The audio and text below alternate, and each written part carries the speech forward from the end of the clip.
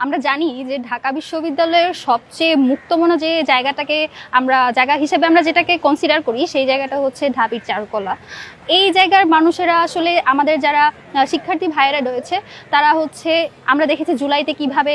স্বৈরাচার পতনের জন্য রাস্তায় নেমে এসেছিল তাদের যে আর্ট কালচার এসব দিয়ে। কিন্তু এই জায়গায় আমরা দেখতে পেয়েছি যে যখন আমাদের ঐক্যবদ্ধ শিক্ষার্থী জোটের যে ব্যানারটা টানানো হয়েছে সেই ব্যানারটাকে একটা পক্ষ এমনভাবে পোট্রে করার চেষ্টা করেছে যেন এই চারুকলা কিংবা যারা মুক্তমনা রয়েছে তারা আসলে এই ঐক্যবদ্ধ শিক্ষার্থী জোটের প্রতি তারা পজিটিভ না, এমনভাবে চেষ্টা করার জন্য আমরা দেখতে পেয়েছি সেখানে হচ্ছে আমাদের যারা ভিপি জিএস এজিএস রয়েছে তাদেরকে তাদের ছবি বিকৃত করেছে। ইভেন আমরা এটাও দেখতে পেয়েছি জুলাইয়ে যে আমাদের আহত জসিম ভাই রয়েছেন, জসিম ভাইয়ের এক চোখ তিনি এখনো দেখতে পান না, সেই চোখের বিকৃতি হিসেবে জুলাইয়ের বিকৃতি হিসেবে অন্য আরেকজনের চোখেও এমনভাবে বিকৃত করা হয়েছে। এর যে সবচেয়ে বেশি যেটা সিগনিফিকেন্ট সেটা হলো আমাদের তামান্না আপু যিনি কার্যকরী সদস্য পদের জন্য লড়াই করছেন, তাকে হিজাবোফোবিয়ার যে বিষয়টা সেটা তারা এমনভাবে পোট্রে করেছে যেন যে হিজাব পরে বা যেই নারীরা হচ্ছে পর্দা মেনে চলে তাদেরকে রাক্ষসের স্টাইলে এই যে ইসলামের প্রতি কিংবা এই যে হিজাবের প্রতি যে আক্রোশটা তারা পোট্রে করার চেষ্টা করেছে সেটা একদম যদি স্পষ্টভাবে বলি একেবারে এটা হচ্ছে কি বলবো একদম মানসিকতার দিক দিয়ে সর্বনিম্ন স্তরের না হলে কেউ আসলে এই ধরনের কাজ করতে পারে না। আমরা বারবার বলছি ডাকসুতে লেভেল প্লেইং ফিল্ড তৈরি করতে হবে, নারীদের জন্য একটা হচ্ছে লেভেল প্লেইং ফিল্ড দরকার, নারীদের এখানে আসার জন্য উৎসাহিত করা দরকার। আমরা সেই ক্ষেত্রে দেখতে পেয়েছি যখন থেকে নারী শিক্ষার্থীরা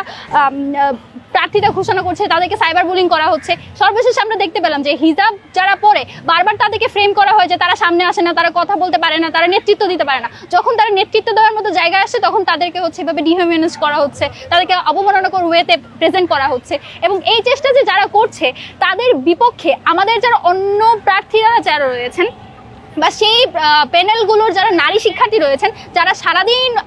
ফেসবুকে বলেন কিংবা সোশ্যাল মিডিয়ায় বলে বেড়ায় যে এক ঐক্যবদ্ধ শিক্ষার্থী জোট নারী বান্ধব না, তারা হচ্ছে নারীদেরকে হচ্ছে স্বাধীনতা দিবে না, তাদের পক্ষ থেকে পর্যন্ত আমরা কোনো ধরনের এখনো পর্যন্ত রেসপন্স দেখতে পাইনি। আপনার বিপক্ষে যখন কেউ কোনো ধরনের একটা এলিগেশন আনে কিংবা আপনার এগেনস্টে যখন কেউ হচ্ছে কোনো একটা বুলি করে তখন হচ্ছে আপনি সেটাকে হচ্ছে ইনজাস্টিস হিসেবে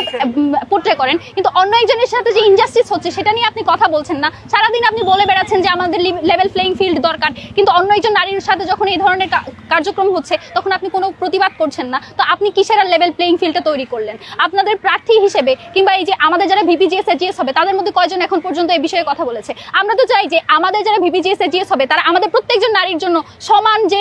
সমতার কথা যেটা আমরা বলি, ইকুইটি যেটা বলি, সেটা নিশ্চিত করবে। তো আমরা তো আমাদের ভিপিজিএস এজিএসদের সেভাবে পাইনি, হাতে কোনো দুই একজন মাত্র এই বিষয়ে কথা বলেছে আমি দেখলাম। এবং সবচেয়ে বড় যে কথা আমরা যেটা দেখতে পাই যে নারী বলতে এক শ্রেণীর কাছে শুধুমাত্র যারা পর্দা করে তারা নারী, আবার আরেক শ্রেণীর কাছে যারা পর্দা করে না, যারা হচ্ছে একটু অন্যভাবে চলাফেরা করে যেটাকে আমরা আসলে ওয়েস্টার্ন বলি, সেই তারাই কেবল নারী। আমাদের কাছে নারী মানে বায়োলজিক্যাল যে ডিফিনিশন সেটাই, সে কি পড়ছে কি বলছে এটা আমাদের কাছে ম্যাটার করে না। নারীর কাছে নারীকে যেভাবে হচ্ছে আমাদের ঢাকা বিশ্ববিদ্যালয়ের যে ডাকসু যে জায়গা সেখানে আপনি যদি তাদের সমতার বিষয়টা ইনশিওর করতে চান আপনাকে আপনার যে প্রতিপক্ষ রয়েছে তার ব্যাপারেও কথা বলতে হবে। এই কথাটা যদি আপনি বলতে না পারেন আপনি তো আসলে ভিপিজিএস এজিএস হওয়ার যোগ্য না। আপনি যদি পক্ষপাতদুষ্ট আচরণ করেন শুধুমাত্র নিজের নারীদের জন্য কথা বলবো, অন্য একজন নারীকে নিয়ে যে এই ধরনের একটা অবমাননাকর ব্যাপার হলো আপনি কোনো কথা বলছেন না, তখন তো সেটা আসলে আপনার যোগ্যতার প্রশ্ন উঠে যায় যে আপনি যখন জিতে আসবেন তখন আপনি কতখানি ফিল্ডটাকে হচ্ছে নারী বান্ধব কিংবা শিক্ষার্থীদের জন্য কতখানি নিরাপদ করতে পারবেন সেই প্রশ্ন থেকে